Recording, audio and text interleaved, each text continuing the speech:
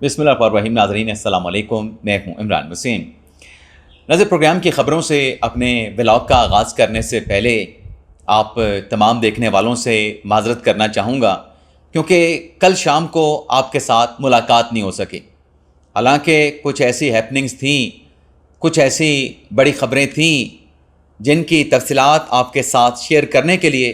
मुलाकात का होना ज़रूरी था। लेकिन मेरे दो दोस्त हैं, एक स्पेन जा रहे थे, दूसरे दोस्त जो है उनका इस्लामाबाद से एक और पंजाब के सिटी में ट्रांसफ़र हुआ था, तो उनके साथ फेयरवेल मुलाकातें जो है वो शेड्यूल थी,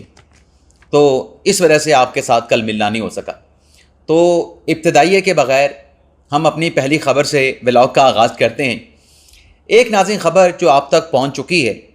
कि बुशरा बीबी साहिबा के जो साबिक़ ख़ामंद हैं ख़ावर मानेका और उनके जो बेटे हैं मूसा मानेका, उनके ख़िलाफ़ जो अराज़ी पर कब्ज़ा करने का केस था, साहिवाल की स्पेशल अदालत ने दोनों को, ख़ावर मानेका को और बुशरा बीबी साहिबा के बेटे मूसा मानेका को इकट्ठल करने का फ़ैसला दे दिया है, यानी इस केस से बरी कर दिया है। लेकिन इसी अदालती फ़ैसले में बुशरा बीबी साहिबा के लिए एक बुरी ख़बर भी है, और वह बुरी ख़बर यह है कि जो दूसरे बेटे हैं बुशरा बीबी साहिबा के, ख़ावर मानेका के, इब्राहिम मानेका, उन्हें अदालत में पेश ना होने पर अदालत की तरफ से इश्तिहारी करार दे दिया गया है। इश्तिहारी करार देने के साथ साथ उनकी गिरफ़्तारी का अरेस्ट वारंट और पुलिस को उन्हें अरेस्ट करके अदालत में पेश करने का हुक्म दिया गया है। यही नाज़रीन सूरत हाल जो है वो अलीमा ख़ान के केस में भी है, यानी जो इब्राहिम मानेका मफरूर हैं, जैसे उनके वालिद ख़ावर मानेका को बरी कर दिया गया, उनके भाई मूसा मानेका को बरी कर दिया गया, अगर वो भी अदालत के सामने सरेंडर अब कर देते हैं तो सरेंडर की सूरत में इब्राहिम मानेका की जो लीगल टीम है वह मौक़िफ़ ले सकती है कि दो मुल्ज़मान ऑलरेडी बरी किए जा चुके हैं, तो मेरे मौक्कल के ख़िलाफ़ भी शवाहिद नहीं। अब इस केस का मैंने कंपैरिजन अलीमा ख़ान के केस के साथ क्यों किया? जो 26 नवंबर का केस है उसमें अलीमा ख़ान साहबा के साथ जो दीगर 12 मुल्ज़मान हैं वो एतराफ़ जुर्म कर चुके हैं, एतराफ़ जुर्म कर चुके हैं, अपनी सज़ाएँ भी काट चुके हैं। तो अलीमा ख़ान साहबा के केस में अब ज़ाहिर सी बात है कि बाकी मुल्ज़मान अगर एतराफ़ जुर्म कर चुके हैं और अलीमा ख़ान साहबा को उस केस में प्रोसिक्यूशन की तरफ से, सरकार की तरफ से मरकज़ी मुल्ज़म बनाया गया है, तो जहाँ शरीक मुल्ज़मान एतराफ़ जुर्म कर रहे हैं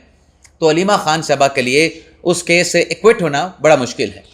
लेकिन इब्राहिम मानेका के लिए गुंजाइश निकल सकती है, अगर वो अब सरेंडर कर देते हैं तो शायद उनका केस जो है वो बरी करने के दायरे में आ जाए।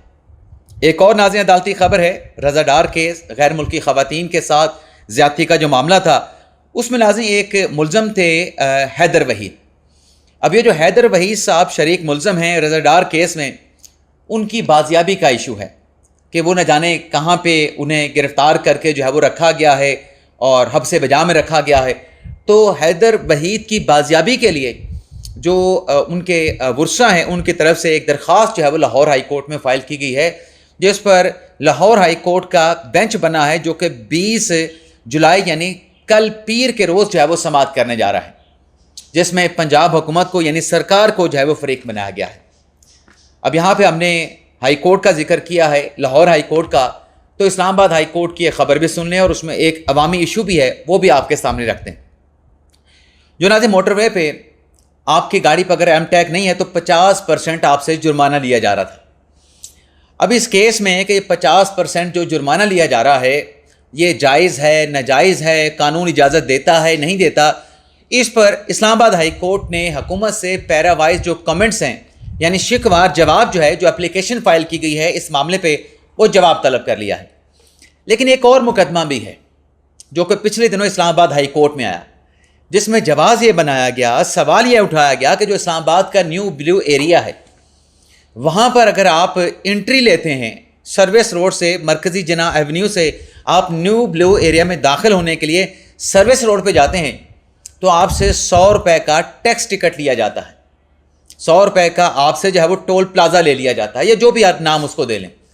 तो उस पर भी इस्लामाबाद हाई कोर्ट में समाअत हुई थी। अब मुझे उस केस की डिटेल का नहीं पता, लेकिन चैलेंज किया गया था कि ये सर्विस रोड के इस्तेमाल के ऊपर ये 100 रुपये CDA क्यों ले रहा है। लेकिन मेरे ख्याल से जहाँ तक मुझे याद पड़ता है कि CDA का जवाब ये था कि ऐसी कोई रिकवरी या वसूली नहीं की जा रही, لیکن کل ہم نے خود 100 روپے ادا کیے. نیو بلیو ایریا گئے تھے ٹیم ہارٹن پہ، جو ہمارے ایک دوست جن کا اسلام آباد سے پنجاب کے ایک اور شہر میں ٹرانسفر ہوا ہے، ان کے لیے جو ہم نے فیئر ویل ایک چھوٹی سی بڑی سادہ سی جو ایک فیئر ویل پارٹی منعقد کی تھی، وہاں پر جانے کے لیے ہم نے 100 روپے ادا کیا. اب یہ 100 روپے کی بات کوئی نہیں ہے، لیکن کیا یہ 100 روپے لینا اس انداز سے کہ آپ سروس روڈ استعمال کر رہے ہیں، کیا یہ جائز ہے؟ قانون میں اس کی گنجائش ہے؟ اسلام آباد ہائی کورٹ کو اس معاملے کو سیریسلی دیکھنا چاہیے، کیونکہ میری نظر میں یہ ناجائز جو ہے وہ وصولی یا ٹیکس جو ہے یا ٹول پلازا جو ہے وہ لیا جا رہا ہے. اب ناظرین بات کر لیتے ہیں جو عمران خان صاحب سے جڑی خبر. کیا پاکستان تحریک انصاف نے پارلیمنٹ سے یعنی قومی اسمبلی، سینٹ، صوبائی اسمبلیوں سے مستعفی ہونے کا فیصلہ کر لیا ہے؟ یہ معاملہ کیا ہے؟ آج کے ناظرین اخبار میں یہ رپورٹ کیا گیا ہے کہ جو عمران خان صاحب کے ساتھ ان کے لیگل جو کونسل ہیں سلمان صفدر صاحب کی جو ملاقات ہوئی ہے، اس ملاقات میں عمران خان صاحب نے پارٹی کے لیے ایک پیغام بھیجا ہے. اب وہ پیغام کیا ہے جو کہ صالح ظفر صاحب نے اس کو ایکسکلوسیولی رپورٹ کیا ہے؟ اس میں بتایا گیا ہے کہ ایک تو عمران خان صاحب نے خیبر پختونخوا حکومت کی جو کارکردگی ہے اس پر عدم اطمینان کا اظہار کیا ہے. اچھا، ایک طرف رپورٹ میں ہے کہ خان صاحب عدم اعتماد کا اظہار کر رہے ہیں، دوسری طرف جو ڈیٹیل اس رپورٹ کی ہے کہ جو دیگر ارکان اسمبلی ہیں، قومی اسمبلی کے، پنجاب اسمبلی کے یا سندھ اسمبلی کے، وہ اپنے عہدوں سے، اپنی رکنیت سے مستعفی ہو جائیں. لیکن کے پی اسمبلی کے ارکان کے لیے عمران خان صاحب نے گنجائش نکالی ہے رپورٹ کے مطابق، اور کے پی اسمبلی کی کارکردگی پہ عدم اطمینان کا اظہار کرنے کے باوجود بھی انہیں استثنا دیا ہے کہ آپ نے اسمبلی سے ریزائن نہیں کرنا، کیونکہ اگر اسمبلیوں سے خیبر پختونخوا سے پاکستان تحریک انصاف ریزائن کرتی ہے تو پھر اس صورت میں ان کی حکومت کا خاتمہ بھی ہو جاتا ہے. تو شاید پروٹیکشن کے لیے جو پی ٹی آئی کے لوگ وہاں پہ جاتے ہیں، جو روپوش بھی ہیں، اور ان کے بارے میں یہ ایک گیس ورک ہے، یہ چہم گوئیاں ہوتی ہیں کہ خیبر پختونخوا حکومت نے ان تمام پی ٹی آئی کے ارکان کو جو ہے وہ تحفظ دے رکھا ہے، پروٹیکشن دے رکھی ہے یا چھپا رکھا ہے، جو عدالتی فیصلوں کے بعد منظر عام سے رپوش ہو چکے ہیں، جو 9 مئی کے انسیڈنٹ کے بعد منظر عام سے غائب ہو چکے ہیں. تو شاید یہ وجہ بھی ہو سکتی ہے. لیکن یہ جو خبر ہے نا کہ عمران خان صاحب نے پیغام پہنچایا ہے کہ کے پی کے کو چھوڑ کے باقی جو ارکان اسمبلی ہیں اپنی رکنیت سے مستعفی ہو جائیں، جہاں صالح ظفر صاحب کے پی ٹی آئی کے اعلیٰ ترین ذرائع اس خبر کی تصدیق کرتے ہیں. وہیں صالح ظفر صاحب نے یہ بھی لکھا ہے کہ کچھ ایسے ذرائع ہیں جو یہ کہتے ہیں، اس خبر کی تردید کرتے ہیں کہ عمران خان صاحب کا ایسا پیغام نہیں آیا، لیکن جو تصدیق کرتے ہیں ان کا یہ کہنا ہے کہ اسمبلیوں سے مستعفی ہونے کا پیغام عمران خان صاحب نے اس لیے بھجوایا کیونکہ وہ یہ سمجھتے ہیں کہ موجودہ جو ارکان ہیں وہ بانی پی ٹی آئی کے لیے، بشرا بی بی صاحبہ کے لیے کوئی ریلیف یا آسائش یا آسانی حاصل کرنے میں ناکام ہوئے ہیں. لیکن وہیں پہ یہ بھی کہنا ہے پی ٹی آئی کے ذرائع کا، جیسے صالح ظفر صاحب نے رپورٹ کیا ہے، کہ یہ جو اسمبلیوں سے مستعفی ہونے کا عمران خان صاحب کا پیغام ہے، اس نے بھی پارٹی کو ڈیوائیڈ کر دیا ہے، پارٹی میں ایک تقسیم پیدا کر دی ہے. اگر قومی اسمبلی میں پاکستان تحریک انصاف کے 79 ارکان ہیں تو اس کی اکثریت جو ہے وہ اسمبلیوں سے مستعفی ہونے کے خلاف ہے. اور ان لوگوں کا یہ کہنا ہے کہ اگر ہم نے بھی اسمبلیوں سے استعفیٰ دے دیا تو پھر ہمارے لیے جو گنجائش نکلی ہے وہ ہمارے لیے گنجائش بھی ختم ہو جائے گی پی ٹی آئی کے ارکان یا سینئر رہنماؤں کے لیے. بلکہ اکثریت ارکان کا یہ کہنا ہے کہ ہمیں اسمبلیوں سے مستعفی ہونے کے بجائے ہمیں تو قائمہ کمیٹیوں میں واپس جانا چاہیے. اب یہ خبر کیسے نکلی؟ صالح ظفر صاحب تک یہ خبر کیسے پہنچی ہوگی؟ جو میرا ایک اندازہ ہے، اور مجھے لگتا ہے کہ یہ میرا گیس وقت جو ہے اس لیے درست ہو سکتا ہے کیونکہ پچھلے کچھ دنوں سے یہ خبریں چل رہی ہیں کہ جو قائمہ کمیٹی میں پاکستان تحریک انصاف کے ارکان کی جانب سے کہا جا رہا ہے کہ اسٹینڈنگ کمیٹی میں واپس آیا جائے. اب یہ خبریں چھپ رہی ہیں تو شاید صالح ظفر صاحب نے اس خبر کے اوپر اپنا ایک آرٹیکل، ایکسکلوسیو سٹوری نکالنے کے لیے پی ٹی آئی کے لوگوں کے ساتھ رابطہ کیا ہوگا، کیا آپ اسٹینڈنگ کمیٹی میں واپس آ رہے ہیں؟